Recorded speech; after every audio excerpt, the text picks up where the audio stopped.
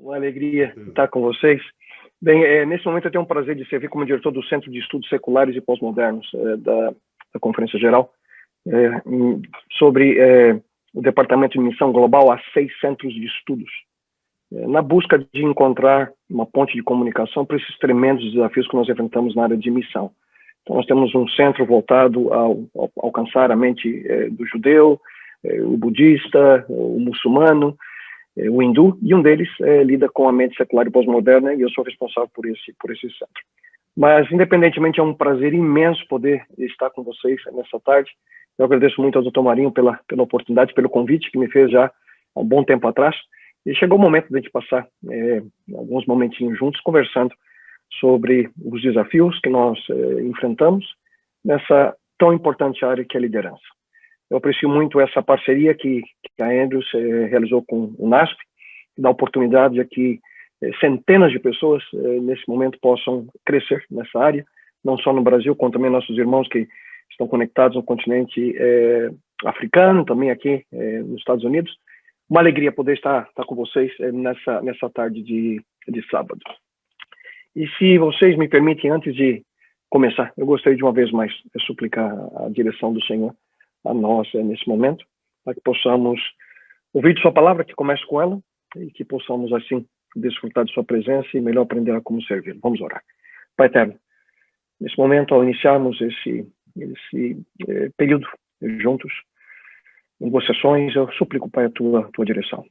Queremos melhor entender o momento que vivemos e, a despeito dos desafios, que possamos ver, Senhor, as oportunidades que temos diante de nós para liderarmos no cumprimento da tua missão. E, por favor, Senhor, fala ao nosso coração, à nossa mente, dirija-nos nesse momento, e tudo isso eu suplico a Ti, lhe agradeço em nome e pelo amor do Teu Filho amado Jesus Cristo. Amém. Bem, eu não tenho um retorno de como é que está o meu áudio, espero que esteja bem. Se tiver qualquer dificuldade, Dr. Marinho, você me dá um toque, tá ok? Eu espero que esteja bem. Eu estou falando aqui de casa, eu ainda moro no estado de Michigan, e às vezes a dificuldade, que até tem facilidade, mas às vezes as conexões não são tão perfeitas como esperávamos. Eu espero que vocês possam estar me escutando bem. Eu estou aqui apenas compartilhando aqui a minha primeira apresentação.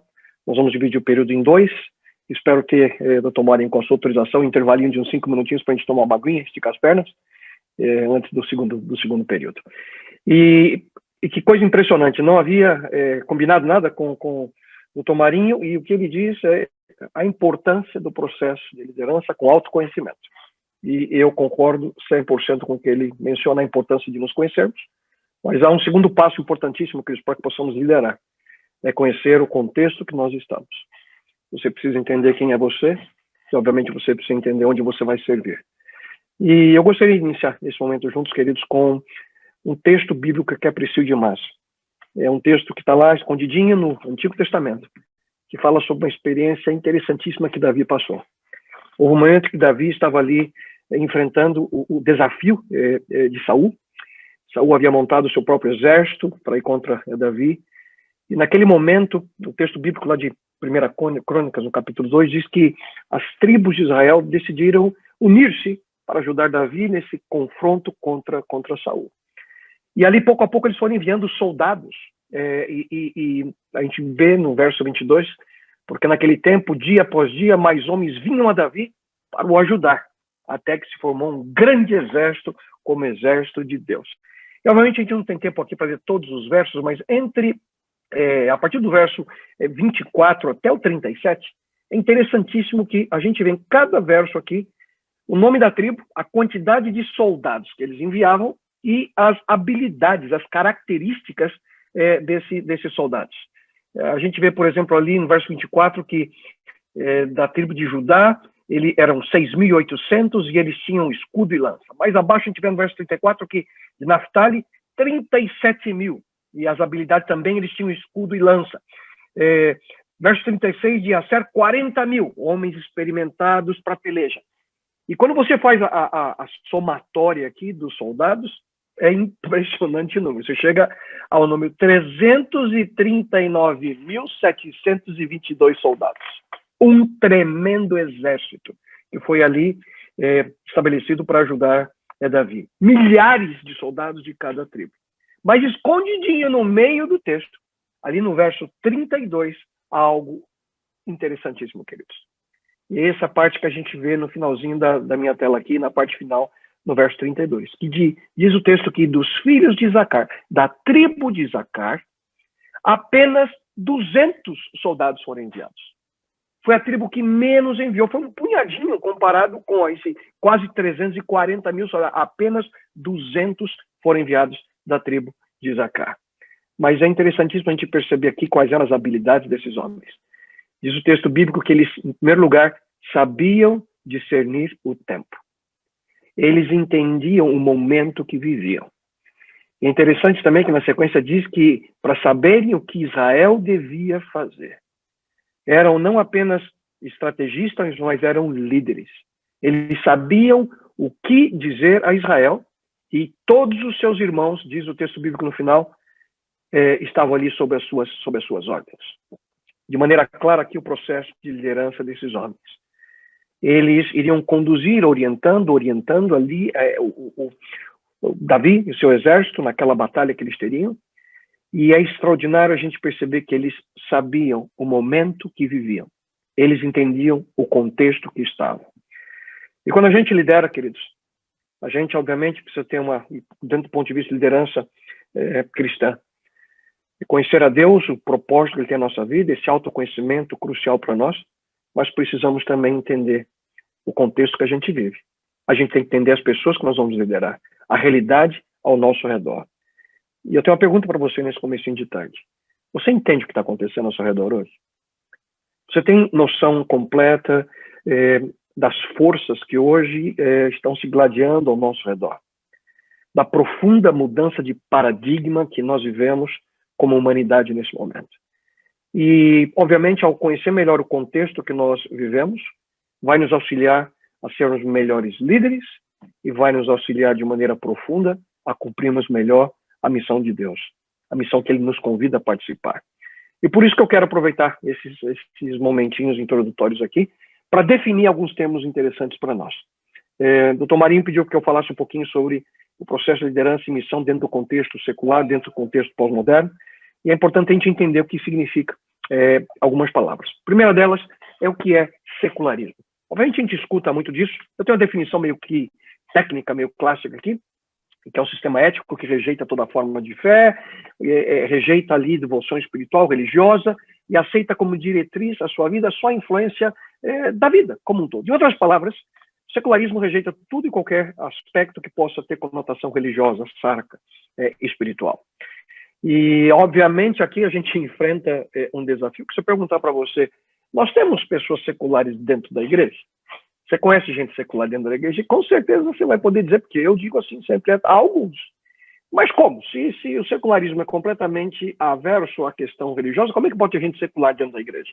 É que, na realidade, queridos, o problema no cristianismo, e, infelizmente, o problema que enfrentamos como também adventistas, dentro do adventismo, é pessoas que acreditam que Deus existe, professam fé nele, mas, infelizmente, vivem como se Deus não existisse.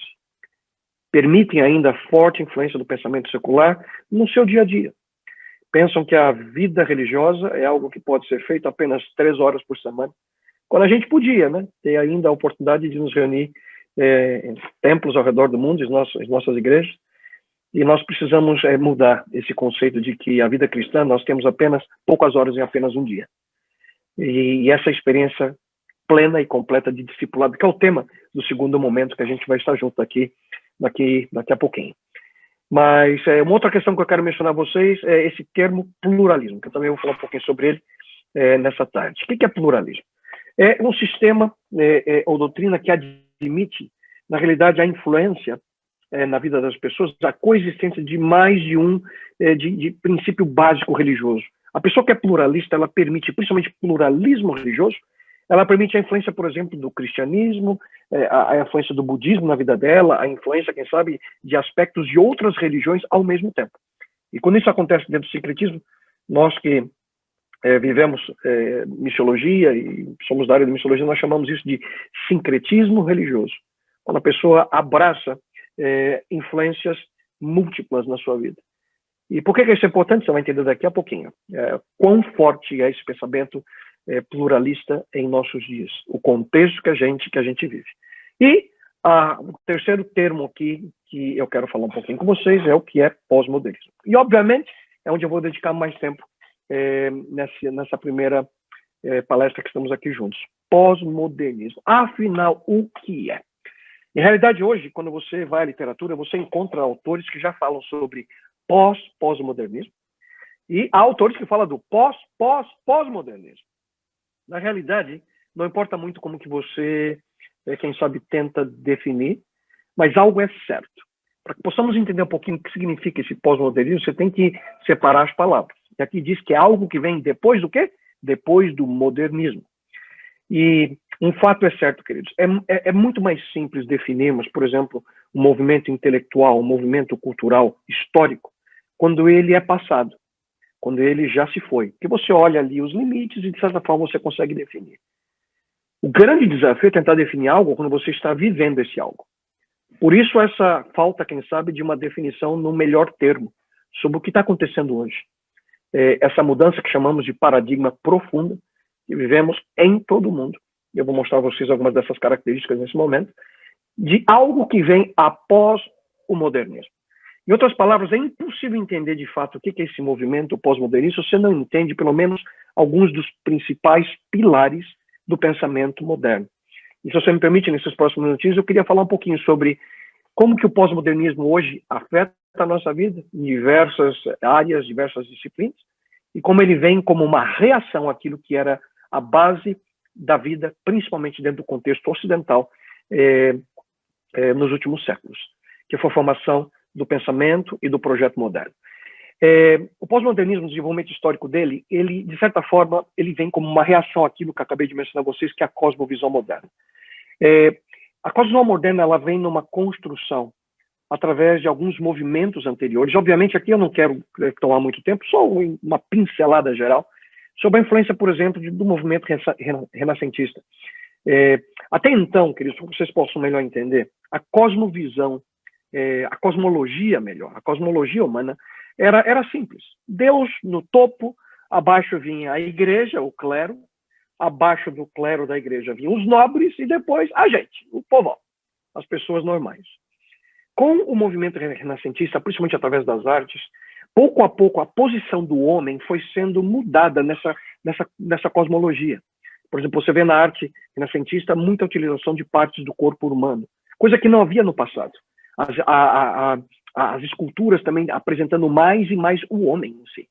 E pouco a pouco foi sendo alterado e subindo esse processo na qual Deus deixa de tomar o topo dessa escala, com a influência de um outro movimento que vem anos depois, que a gente entende bem o poder de distorção que ele teve, que é através do processo que hoje chamamos como o iluminismo. Nesse período, a palavra-chave é a palavra razão. Através da nossa mente, nós precisamos desenvolvermos como humanidade, crescermos, para que a gente possa, de certa forma, explorar o nosso potencial, eliminando, quem sabe, da vida aspectos religiosos, que foi o principal objetivo ali da Revolução Francesa. A razão ela começou a ser o fator primordial em guiar esse processo. A ciência começa, então, a ter uma profunda influência na vida das pessoas. A gente percebe a disciplina da matemática ali sendo também uma das principais nesse processo. Eu vou mencionar em detalhes a vocês em mais alguns minutinhos como é que tudo isso foi gerando esse processo que levou as pessoas a desenvolverem esse conceito que hoje nós conhecemos como o modernismo. Alguns dos pilares, aqui você vai entender melhor quando eu mostrar para você alguns dos pilares do movimento moderno. Um deles é esse racionalismo objetivo. Em outras palavras, é o seguinte: a gente tem um problema, a gente tem que encontrar a solução. Como? Através da ciência, através do conhecimento. Então, nós temos que descobrir, é uma doença, tem que encontrar a cura. Vai para o laboratório. Tentamos, pouco a pouco, ali descobrir todos os problemas, as soluções para os problemas que nós vivemos. E Razão é algo que nós podemos alcançar de maneira plena, é objetivo. O conhecimento é bom, e aqui vem um segundo pilar, que é esse positivismo epistemológico. Epistemologia é a ciência que estuda o conhecimento. Então, a ideia de que quanto mais conhecimento tivermos, melhor será o nosso mundo. Esse é um dos pilares do movimento moderno. Então, nós temos que descobrir mais e mais. Precisamos de mais tecnologia, mais ciência. Nós vamos viver um mundo melhor a partir do momento que nós conhecermos de maneira plena todas as coisas. Um dos resultados desse processo foi o individualismo autônomo. Pouco a pouco as pessoas começaram não mais viver com aquela ênfase do passado em comunidade, e vem desse período, queridos, esse tremendo problema que enfrentamos hoje, no século XXI, que é o individualismo das pessoas. Apesar de estarmos aglomerados em grandes centros urbanos através do mundo, mais e mais as pessoas elas estão desconectadas. E é resposta e vem como resultado do movimento moderno. Outra palavra e um pilar básico, eu quero que vocês entendam bem isso, do modernismo, é essa palavrinha aqui, progressivismo. Ao estar estudando todo esse tema aqui, mais de 15 anos atrás, quando eu estava escrevendo minha dissertação, eu fiquei chocado ao descobrir algo. E pela primeira vez eu entendi, por exemplo, aquilo que nós encontramos na bandeira brasileira. Há apenas duas palavras na bandeira do nosso país. As palavras ordem e progresso. É exatamente desse pensamento. O pensamento de que progresso é a força que nós vamos, que vai nos guiar. E na mente, ou no projeto moderno, como assim chamamos, essa é a afirmação, que progresso é inevitável. A raça humana vai progredir cada vez mais e vai viver cada vez melhor. Esse era o sonho moderno. Através de tecnologia, através de ciência, e diversos homens aí foram cruciais nesse processo de desenvolvimento. Isso veio desde o período do iluminismo, grandes filósofos aqui nesse período em que eles foram desenvolvendo essa mentalidade de que nós precisamos retirar a religião da vida das pessoas e colocar mais e mais ciência. Precisamos desenvolver através da nossa razão. Precisamos encontrar as respostas, as soluções para os nossos problemas. E nós vamos progredir. E, obviamente, desenvolvimento tecnológico. O movimento moderno, ele se baseia a outros, mas eu coloquei aqui apenas 5 daqueles que são considerados os principais pilares do modernismo. Mas, pouco a pouco, esses pilares começaram a ser desafiados. E aí que vem esse contexto que a gente chama de pós-modernismo. Alguns desses pilares foram desafiados, por exemplo, a decadência do modernismo. Houve, pouco a pouco, uma rejeição dessa supremacia da razão. Será que a razão, de fato, responde todas as nossas inquietudes? Será que conhecimento é tudo que nós necessitamos? E, pouco a pouco, alguns filósofos começaram a desafiar esse processo. Por exemplo, como é que a gente explica a intuição humana? Como é que a gente pode explicar os nossos sentimentos? Tem coisa que a razão não explica. E é interessantíssimo que um dos homens que foi crucial no movimento moderno, pelas suas descobertas e pela sua genialidade, foi Albert Einstein, com a teoria do relativismo, e ali a gente encontra uma disciplina que surge através do trabalho de Einstein, que foi a física quântica. E a física quântica leva os cientistas hoje a entender que nós não temos respostas para tudo. Hoje, a quantidade de cientistas que chegam à conclusão de que a ciência não responde todas as questões humanas cada vez aumenta mais. Então, pouco a pouco, foi sendo rejeitada essa supremacia da razão, de que através da razão respondemos todos os problemas e inquietudes do ser humano. Outra coisa é a rejeição do absolutismo, porque na mente moderna, a realidade é absoluta. Você consegue resposta para tudo. E aqui vem uma coisa interessantíssima. Se você hoje se aproxima de um aluno universitário, eu sei que grande parte de vocês vivem no ambiente acadêmico, alguns em outras partes aí fora de São Paulo do NAS também estão estudando. Se você chegar perto de um estudante universitário e perguntar para ele, escuta, verdade, ela é absoluta ou relativa? Tenha certeza que a resposta que eles vão dar a você é que ela é relativa, não mais absoluta. Cada vez mais há essa rejeição do absolutismo. E aqui um desafio a nós como cristãos, como líderes, no avanço da missão, porque nós apresentamos uma verdade que é absoluta, centrada em uma pessoa, Jesus Cristo.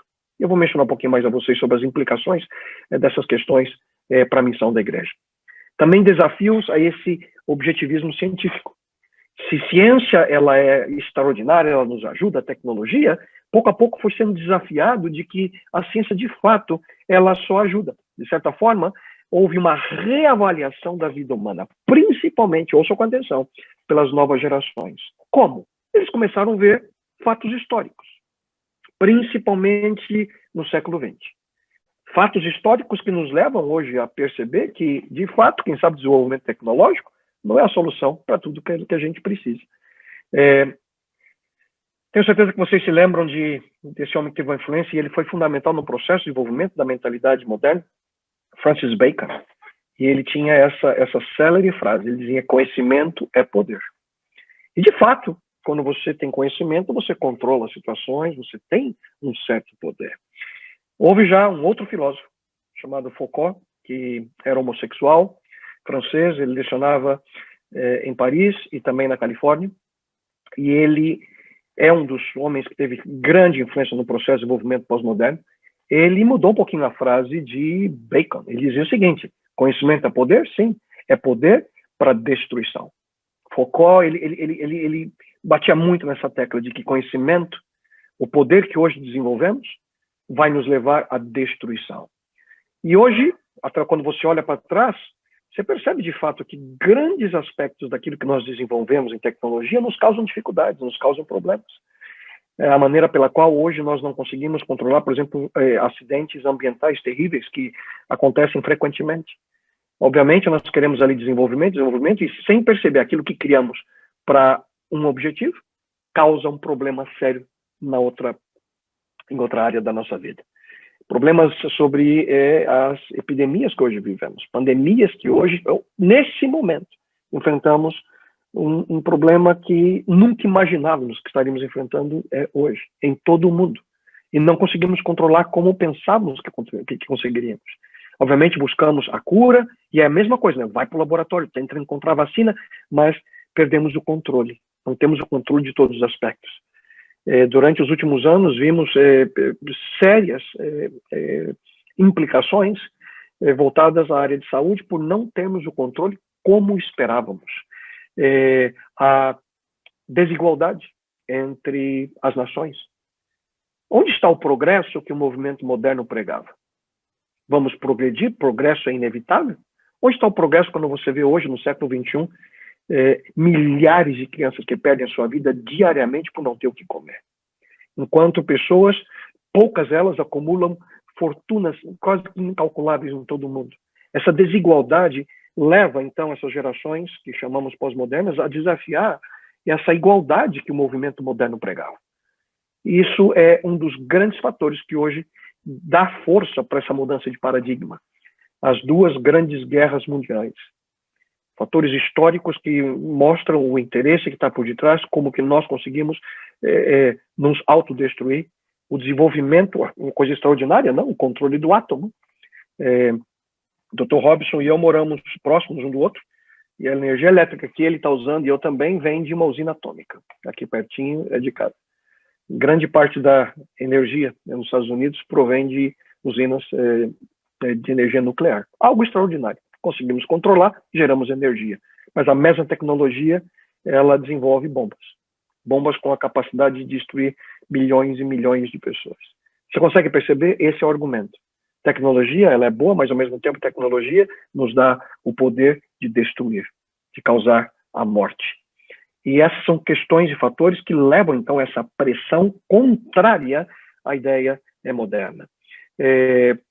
O terror que o mundo hoje vive. Tenho certeza que cada um de vocês se lembra muito bem onde você estava e o que você estava fazendo quando os ataques terroristas aconteceram aqui nos Estados Unidos, em 2001. Hoje temos medo. Hoje ficamos esperando quando será o próximo.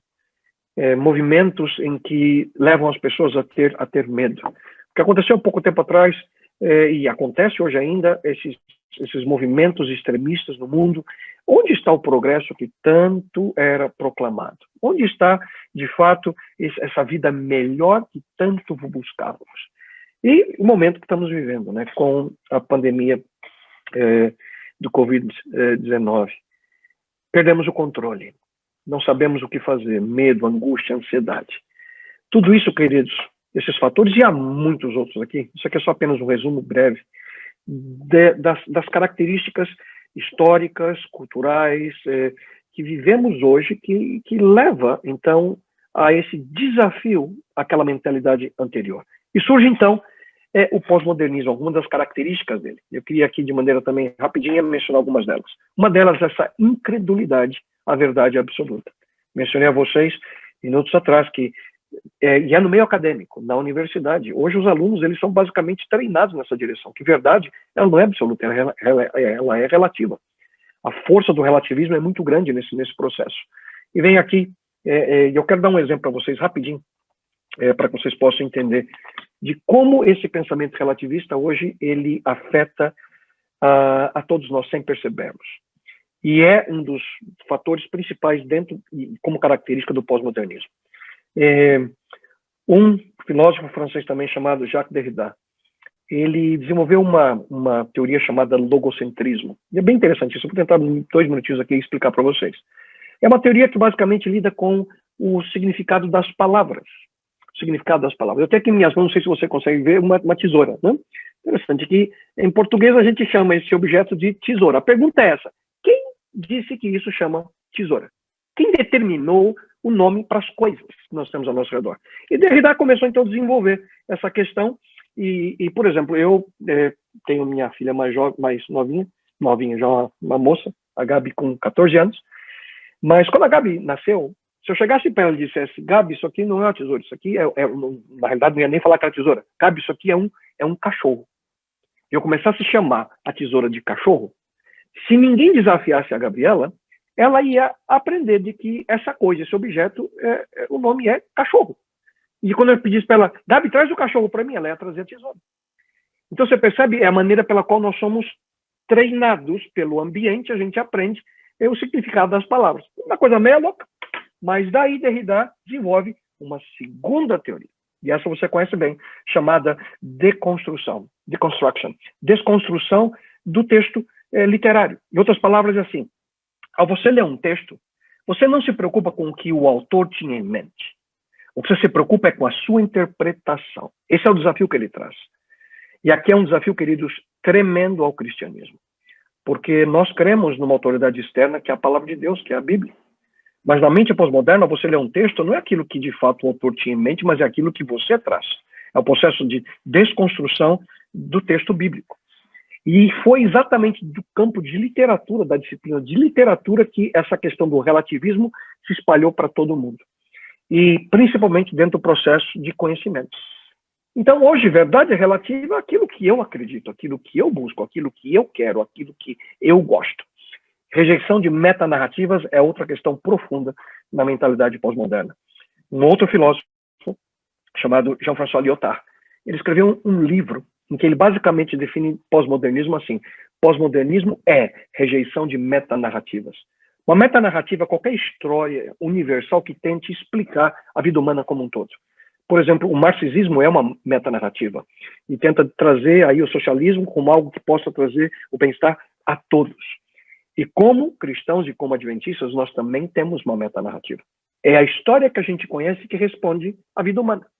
A metanarrativa adventista do sétimo dia é o grande conflito entre o bem e o mal. O grande conflito é a resposta que nós conhecemos, que explica a origem do ser humano, a queda, a redenção, como Deus interfere na história humana e o futuro. Essa é a metanarrativa que nós queremos. Mas pense comigo no desafio, porque na mentalidade pós-moderna você rejeita a metanarrativa, você simplesmente aceita histórias que sejam locais, só aquilo que realmente lhe interessa. Outro fator é descontinuismo histórico. Rapidinho aqui para você possa entender. Pergunta: quem escreve a história? Basicamente, quando nós olhamos os livros de história, a gente acredita naquilo que a gente lê. Mas alguns desafiam, dizendo, na realidade, quem escreve a história é quem é o vencedor, é o que sobreviveu, é quem pode contar, porque quem morreu não conta história nenhuma. Então, há, de certa forma, uma certa desconfiança da história, se ela de fato é real. Futuro, será que nós teremos? Destruindo o nosso planeta, essa falta de consciência ecológica. Então, há um pessimismo grande quanto ao futuro. Isso eu digo principalmente em novas gerações. Então, é uma certa incredulidade quanto ao passado, pessimismo quanto ao futuro. Qual a única dimensão que importa? O hoje. Por isso você vive a sua vida ao extremo hoje. Você desenvolve tudo aquilo que você busca para curtir esse momento. Você não se importa com o passado, você não se importa com o futuro. O que me importa é o hoje. É eu viver feliz agora. É o agora. Pessimismo é uma das características também que, de certa forma, dirige a mente pós-moderna, por questões que eu já mencionei a vocês, e tolerância, a palavra grande aqui. São extremamente tolerantes. Na realidade, eles não querem ficar julgando as pessoas que estão ao seu redor. E aqui também tem implicações profundas dentro do ponto de vista missiológico. Eu vou mostrar a vocês. Obviamente, quando você consegue ver que verdade não é absoluta, tudo é relativo, a rejeição de histórias, o pluralismo, então, é uma coisa que você abraça. Na realidade, não importa muito o que a Bíblia fala ou aquilo que escutamos do ponto de vista... Eu vou pegar um pouquinho daquilo. Eu conheço pessoalmente pessoas que eram budistas e apareceram na igreja que eu pastoreava dizendo que queria aprender um pouquinho de Jesus, porque é sensacional os ensinamentos de Jesus. Mas não quer deixar de ser budista. Então ele pega um pouquinho do cristianismo, um pouquinho do budismo, um pouquinho do hinduísmo e cria a sua religião. O pluralismo religioso é um tremendo desafio para nós hoje, em nossos dias. E vou voltar um pouquinho daqui a pouquinho nesse tema. Esse desencanto com o progresso, não se acredita mais nesse progresso que é inevitável. Mensagens você interpreta daqui da maneira pela qual você deseja, aquilo que você gosta, aquilo que você busca, aquilo que você espera. Grande ênfase em questões pessoais. Na realidade, quando você começa a colocar esse pacote junto, você percebe que vai em direção a que aquilo que eu gosto é que eu faço, então.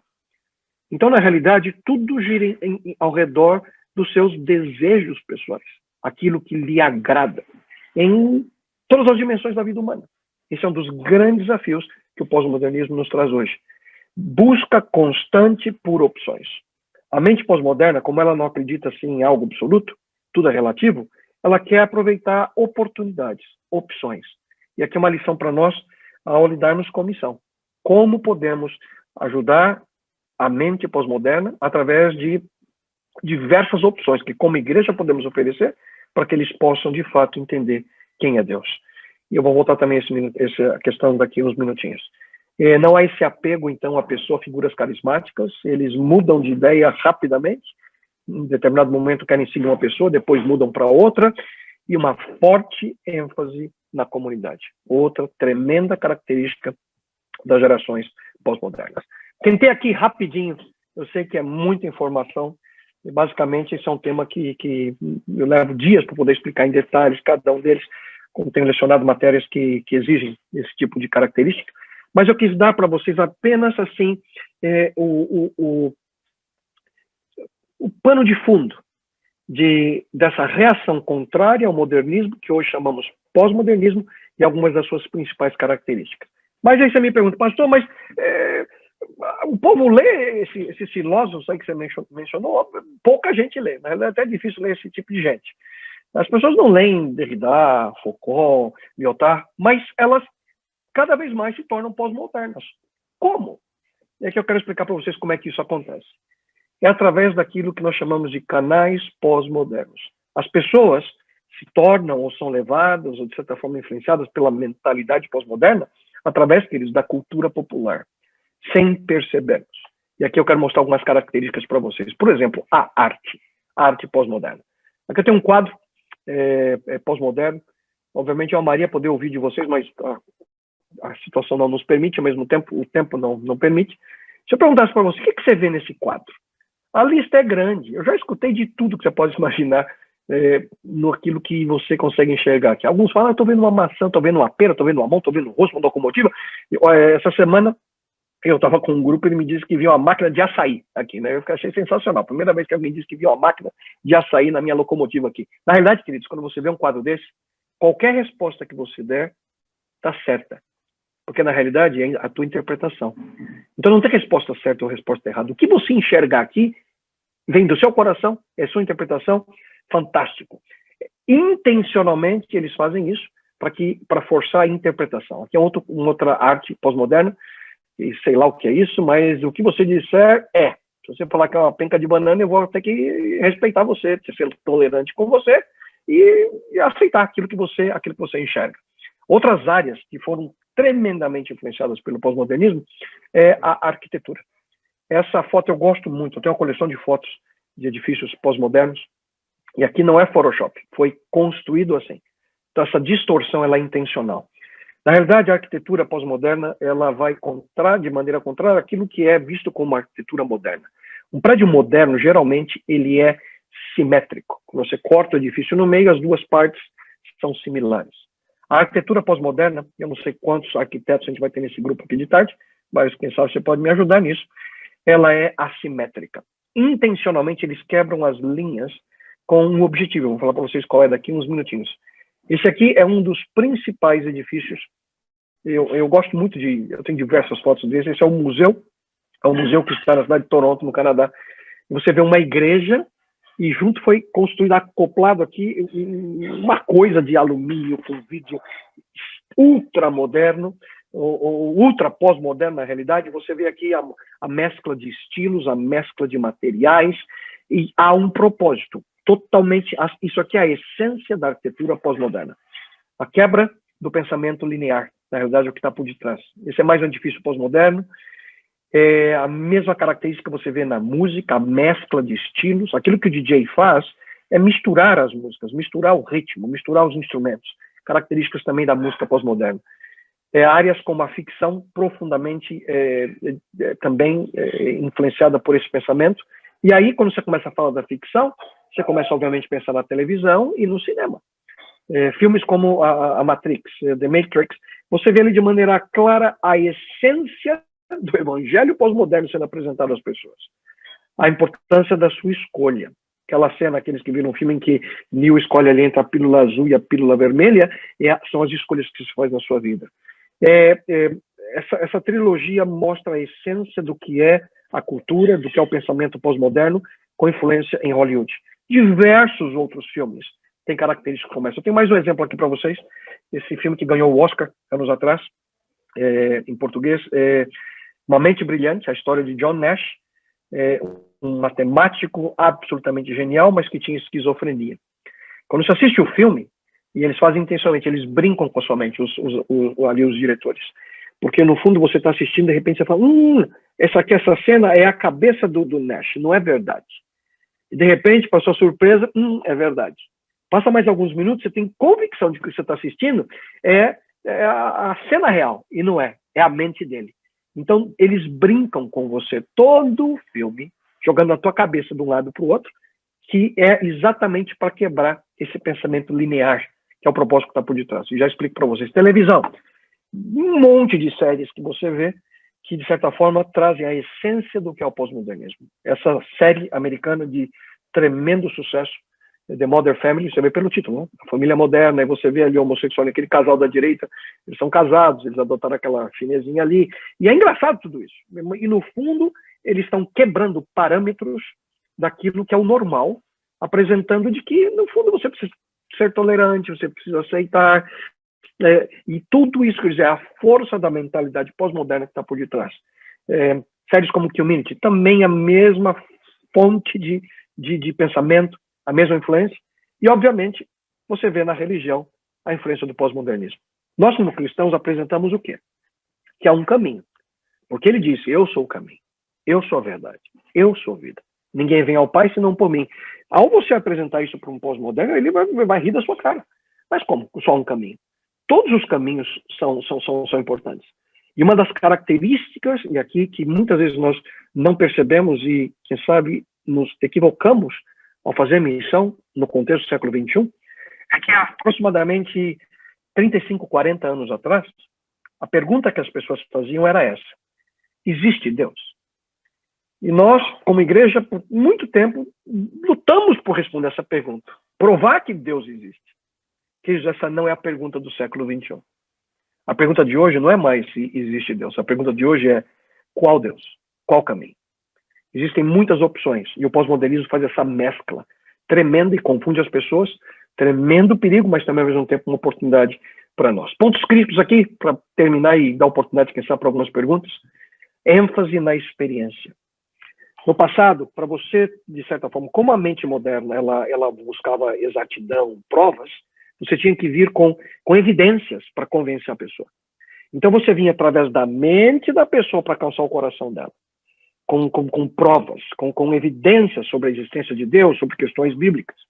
Hoje, no século XXI, ao falar com uma geração pós-moderna, você precisa ir pelo coração da pessoa para atingir a mente. Então, não me entenda mal. Os dois precisam ser atendidos. Mente e coração. Só que agora numa sequência diferente. Primeiro, a experiência. Para que a pessoa possa, de fato, entender quem é Deus. Viver uma experiência com esse Deus para aceitá-lo de maneira profunda na sua vida. Consumismo, eu vou falar na segunda palestra sobre o efeito que esse processo hoje tem em nossos dias. Consumismo é algo tremendo que afeta também a igreja. Foco no presente, eu já expliquei para vocês, o que importa é hoje. O que importa é viver a vida em sua plenitude agora, nesse momento. Eu quero viver agora do jeito que eu quero, do jeito que eu gosto. Gerações que têm uma forte ênfase na comunicação visual, virtual. Razão essa dessa revolução que hoje vivemos na área de comunicação, mídia social, conectados o tempo inteiro. Gerações passadas liam mais. Hoje as gerações assistem mais. Pequenos vídeos e assim que a comunicação é feita. ênfase no globo, em questões globais e locais ao mesmo tempo, e o tremendo foco na comunidade. E há essa mudança de paradigma. Esse modernismo, então, que vinha com essa abordagem empírica, racional, de controle, causa e efeito, começou, então, para cada problema, sem que achar uma solução, começou a ser desafiado, e o pós-modernismo sempre traz essa ambiguidade. Isso aí é bem-vinda sempre. Quanto mais ambígua for a questão, melhor. E nem sempre a gente compreende todas as coisas. Para que tentar buscar, então, a resposta? A gente faz aquilo que funciona, fazemos aquilo que a gente gosta. Complexidade é reconhecida e aceita, e o contexto importa e faz diferença para eles. Para vocês terem uma ideia aqui, um exemplo rapidinho. Antes do modernismo em si, na mentalidade e no período pós-moderno, a vida era um ponto. Basicamente assim, Deus disse, eu aceito e acabou. Ninguém se atrevia a, quem sabe, contra aquilo que a igreja dizia. Deus determinou e tem que ser assim. Já na mentalidade moderna, e eu perguntar para você, para uma mente moderna, qual que é o melhor caminho do ponto A ao ponto B? É óbvio, é uma reta. Então, a vida é uma reta para cima. Sempre avante, porque progresso é inevitável. Esse aqui é basicamente a reta moderna.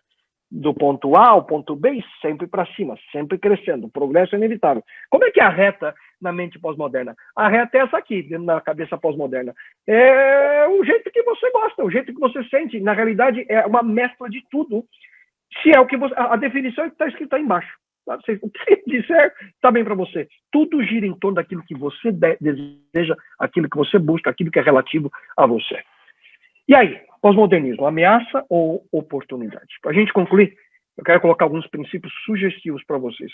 É muito difícil poder explicar o contexto que a gente vive em apenas uma hora, mas estou tentando aqui colocar para vocês da melhor maneira possível, e aqui vem as minhas sugestões para a gente terminar. Um dos princípios fundamentais ao você fazer missão e liderar no contexto pós-moderno é a palavra experiência. Aqueles que conhecem um pouquinho do ministério que eu tive no Brasil, depois do retorno da Andrews, pouco mais de 10 anos que trabalhei na Nova Semente, você vai perceber que ao você entrar no website, você vai encontrar uma frase em todos os lugares do site, e os membros sabem bem. O que é Nova Semente? É uma experiência real com Deus. Levar as pessoas a ter essa experiência verdadeira com Ele. Então, cada vez que eu gravo uma mensagem, eu tenho a oportunidade de pregar na comunidade, eu sempre digo isso. Estamos aqui para que você tenha uma experiência real com Deus. Queridos, aqui vem o princípio. A experiência vem antes da explicação. A pessoa precisa sentir que Deus de fato existe e se importa com ela. E essa experiência com Deus vem através da experiência com a sua palavra. O poder do Espírito Santo agindo, tocando o coração das pessoas. E nós, como igreja, precisamos buscar momentos para que as pessoas possam ter essa experiência profunda com Ele. Outra coisa é que a imagem vem antes da palavra. A gente tem a tendência de apresentar de maneira muito cognitiva o cristianismo. O adventismo das pessoas é apenas lendo textos e não utilizamos, por exemplo, o poder da imagem, a comunicação virtual, que também é fundamental nesse processo. Um segundo princípio que eu quero mencionar é o poder da comunidade. E aqui, pertencer vem antes de acreditar. Vivemos um mundo hoje de famílias fragmentadas, em que as pessoas hoje elas buscam, e esse é um dos segredos da mídia social. Você fala, quantos amigos você tem lá no Facebook? Eu tenho 4.000 amigos. Sensacional. Quantos de fato são amigos nessa lista enorme que você tem? São amizades superficiais, mas que as pessoas buscam pertencer a alguma coisa. E pertencer vem antes de acreditar. É um processo extraordinário esse. Eu tenho diversas histórias que poderia contar para vocês de pessoas que se sentiram aceitas na comunidade antes de tomar a decisão plena por Cristo. Mas quando você permite que isso aconteça, a decisão será tomada. Uma decisão profunda, forte, uma decisão de acreditar e aceitar de maneira plena a vontade de Deus na vida da pessoa. A abordagem integrada da vida também é fundamental, porque a mente moderna ela tem uma tendência de compartimentalizar a existência humana. A gente divide a vida em caixinhas. Tudo a gente divide em pedaços. Aqui é a minha vida profissional, aqui é a minha vida familiar, aqui é a minha vida... Você vai dividindo tudo. E então, quando você está lidando com a sua vida profissional, você não quer saber das outras partes da sua existência. Pós-moderno, ele quer ver o todo. Então, Deus não quer, obviamente, também só um pedacinho da sua vida. Se você imaginar que a tua vida é uma pizza, Deus quer a pizza inteira. Não só a sua vida religiosa. É o todo. Essa abordagem integral é fundamental. E a última, o poder da história. É algo que, quem sabe, se o Dr. Robson um dia me convida, eu posso falar um pouquinho para vocês, tem sido a minha paixão nos últimos anos, é entender o poder da história para alcançar a mente e o coração pós-moderno no contexto de missão. O poder da narrativa bíblica, quando nós a utilizamos de tal forma e abre corações, abre a mente das pessoas para aceitar e viver essa experiência profunda com Deus. Agradeço essa atenção de vocês nessa primeira hora. Eu não sei quantos minutinhos mais a gente tem, mas fico à disposição se houver alguma pergunta, algum comentário. Com prazer posso tentar aqui ajudá-los.